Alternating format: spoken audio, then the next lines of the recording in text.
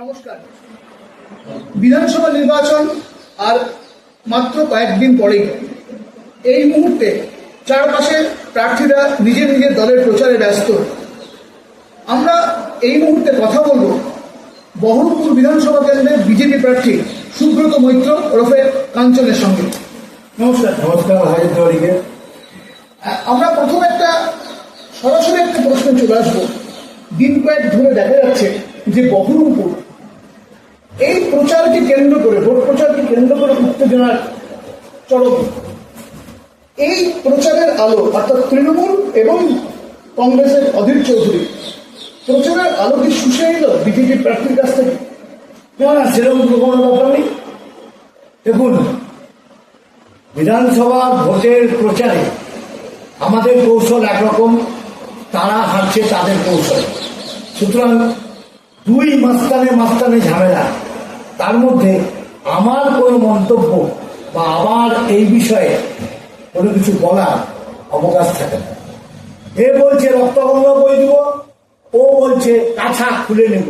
তো বিধানসভার নির্বাচনে বিধানসভায় যারা প্রার্থী হয়েছেন, আমি বলবো তাদেরকে ভালোভাবে তাদের রাজনৈতিক লড়াইটা করুন এবং রাজনৈতিক ব্যাখ্যা মানুষের সামনে পেশ করুন। মানুষ ঝুট ঝামেলা অশান্তি রাজনীতি পছন্দ করে না। সুতরাং কে কার কাছা করবে আর কে কোথায় রক্তগঙ্গা বহাবে সে বিষয়ে আমি ইন্টারেস্টেড নই।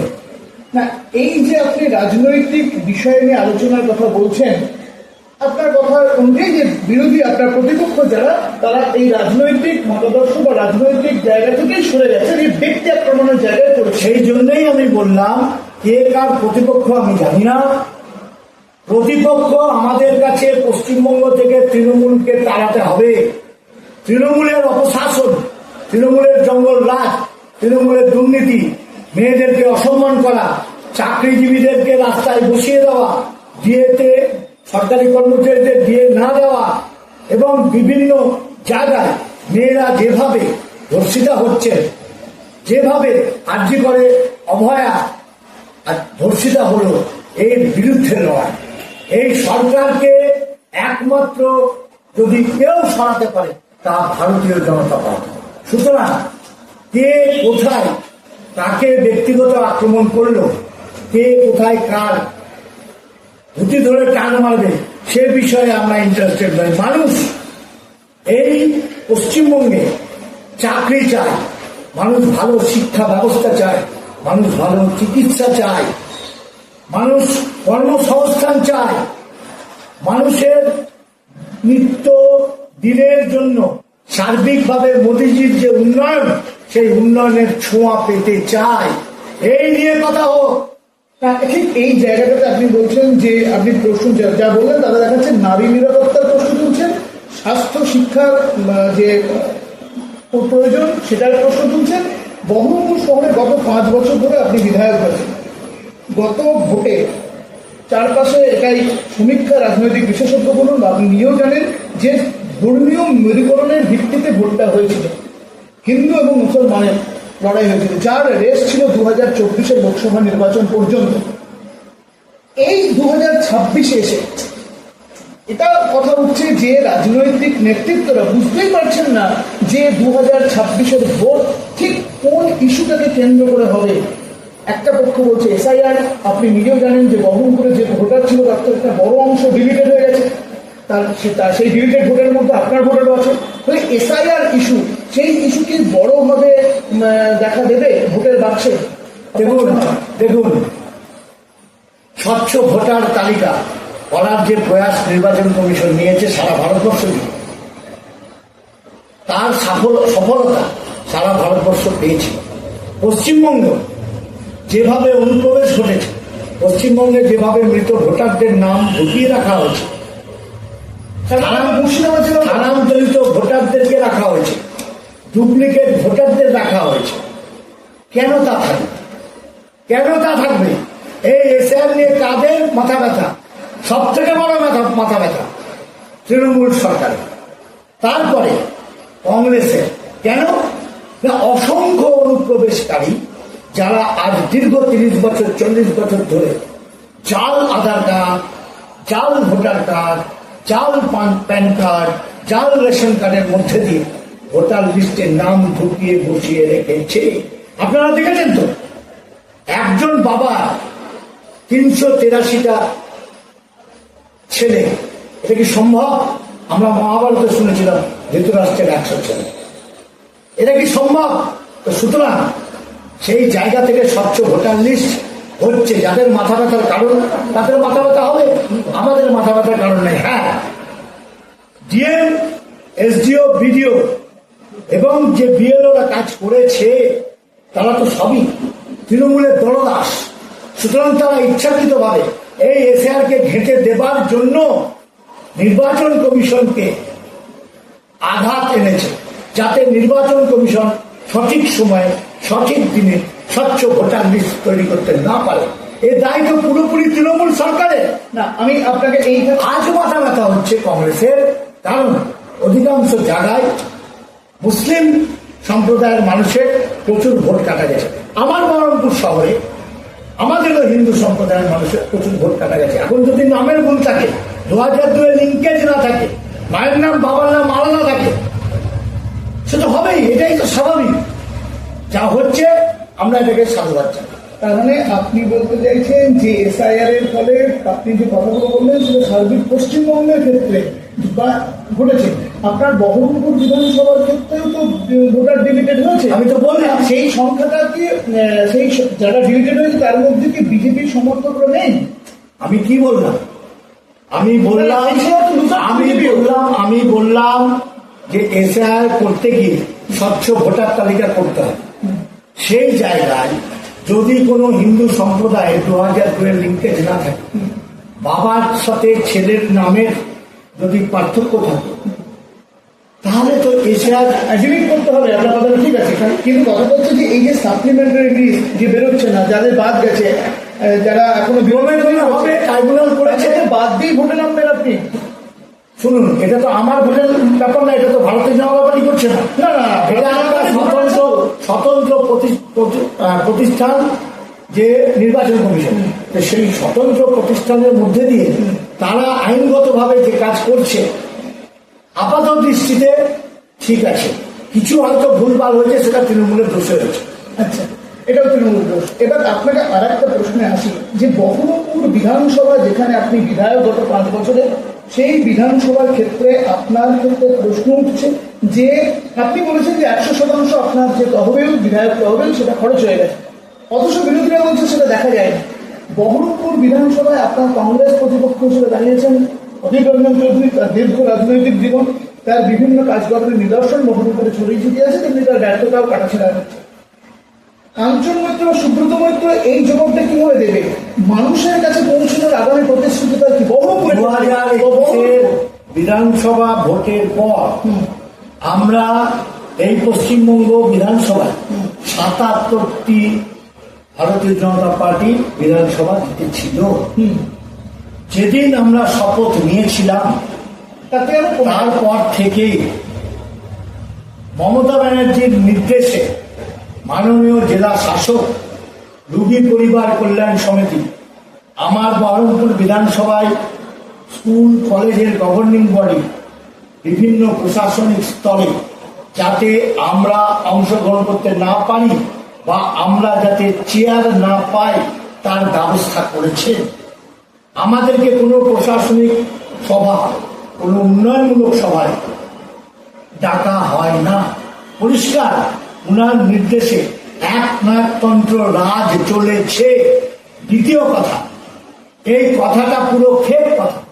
আমি তো আম জনতার কাছে রিপ্লেট ছাপিয়ে আমি তো বাড়িতে বাড়িতে দিয়ে দিয়েছি। যদি ওদের চ্যালেঞ্জ করার ক্ষমতা থাকে তাহলে আর কে করে জেনে নিক, ওরা কোর্টে যাক, কোর্টে গিয়ে প্রমাণ করুক যে আমি আমার বিধায়ক তহবিল থেকে যে টাকাটা পেয়েছি সেই টাকা আমি খরচা করিনি, আমি মিথ্যা চাপিয়েছি।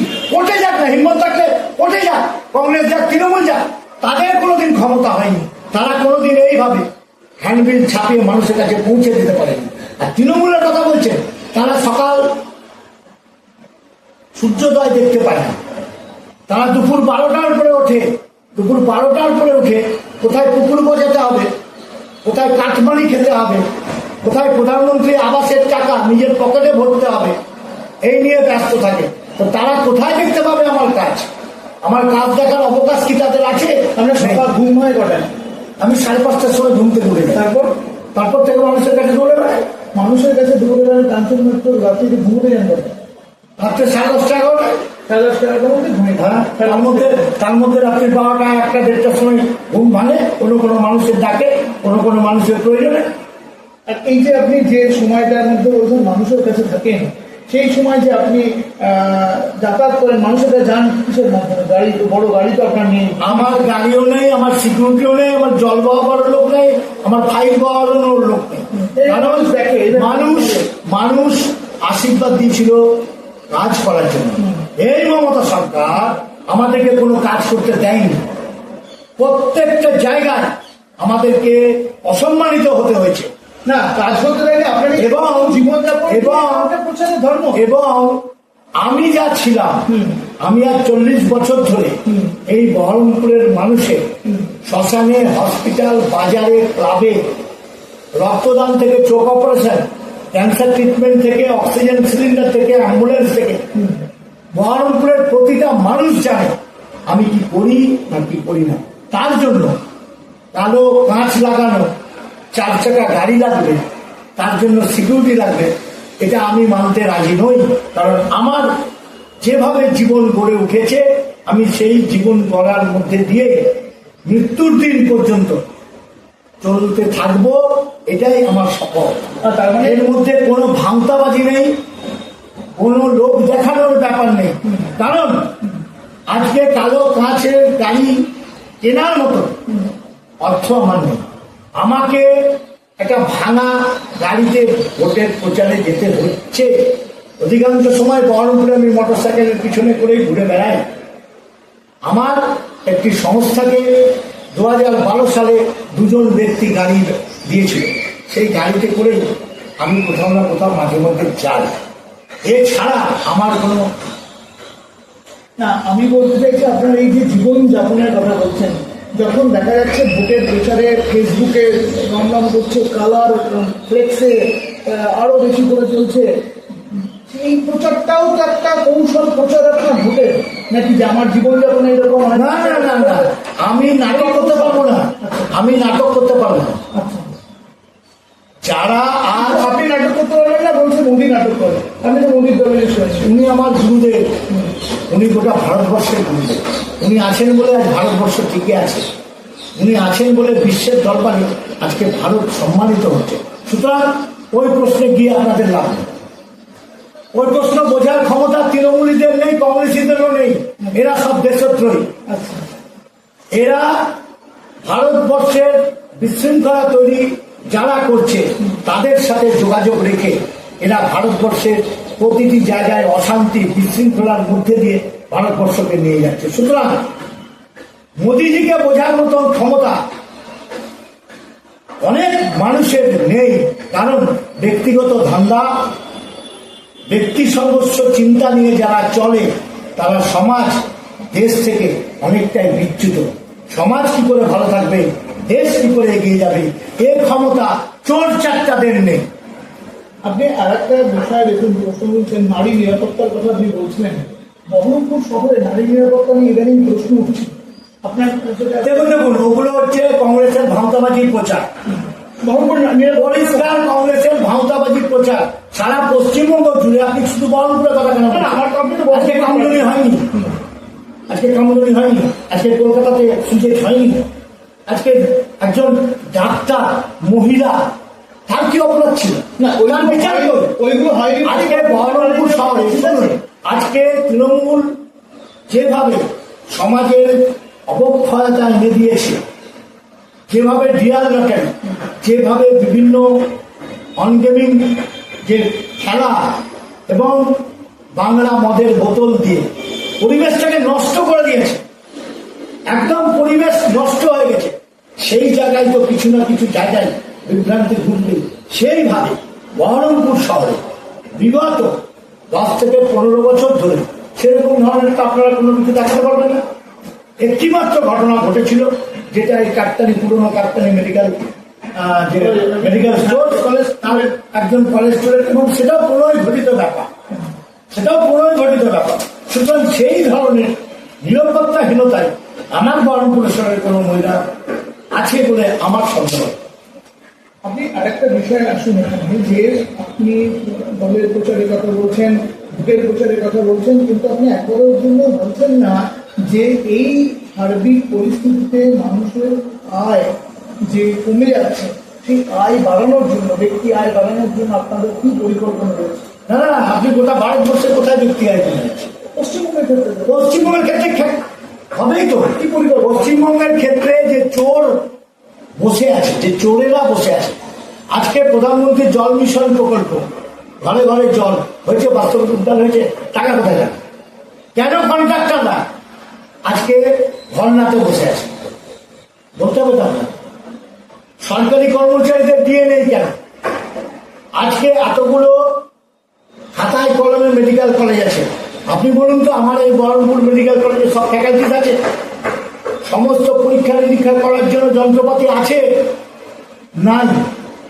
আমার এই বহরমপুর শহরে কোনো শিল্প আছে, কোনো বাণিজ্য আছে?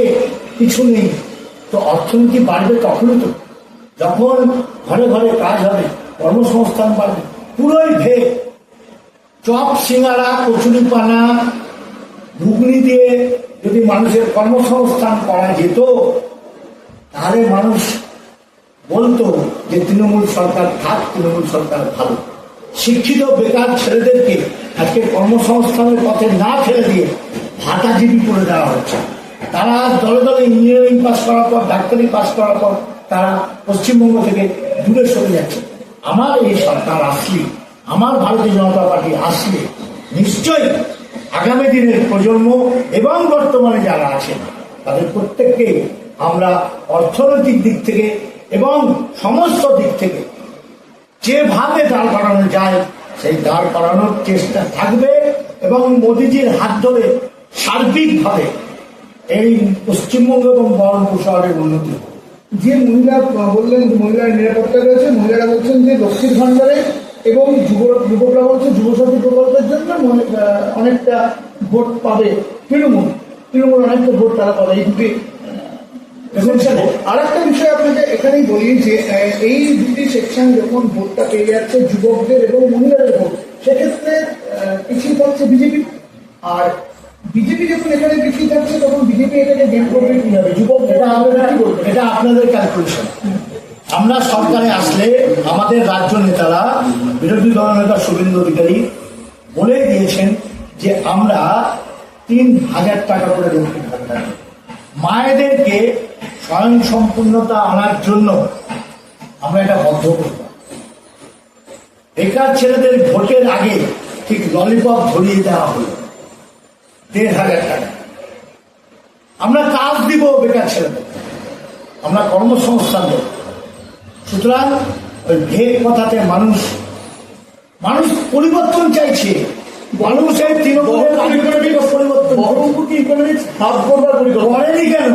এতদিন ৩৪ বছর বাম, ১৫ বছর তৃণমূল, চোর তৃণমূল করেনি কেন? ভাবেনি কেন? আজ ভোটে আসার আগে, আজকে ভোটে জেতার জন্য এই নেতারা এত উদ্গ্রীব কেন মিথ্যা কথা বলে যে আমরা কাজ দেবো, আমরা শিল্প দেবো, আমরা এই বলেনি কেন? ১৫টা বছর সময় তো কম না, ১৫টা বছর ধরে ভাবেনি কেন মানুষের জন্য?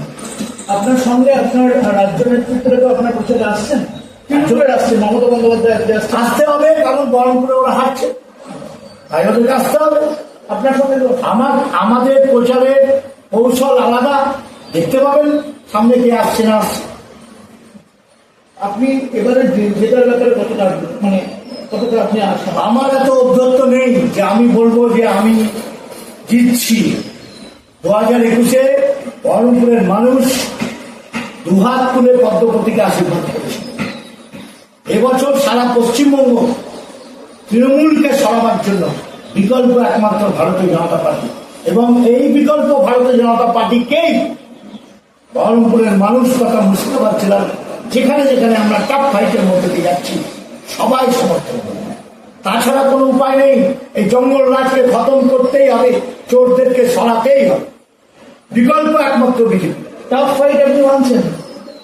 অন্যান্য জায়গায় যেটা হয়, আমার কোনো টাফ ফাইট নেই। নমস্কার, আমরা এতক্ষণ কথা বললাম বহরমপুরের বিজেপি বিধানসভার প্রার্থী সুব্রত মৈত্রের সঙ্গে। শুনলাম তিনি কি কি প্রতিশ্রুতি দিলেন, কি কি দিন আগামী দিন কেমন হবে বহরমপুর বিধানসভা, সে কথা তিনি আমাদের সঙ্গে শেয়ার করলেন। আপনারা দেখতে থাকুন সংবাদ হাজারদুয়ারি। নমস্কার।